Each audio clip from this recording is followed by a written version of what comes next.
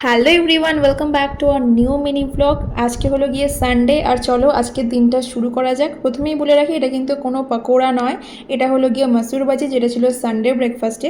Usually Sunday করে আমাকে হসপিটালে আসতে হয় না, কিন্তু তবে আজকে কিছু এমার্জেন্সি পারপাসের জন্য আসতে হয়েছে।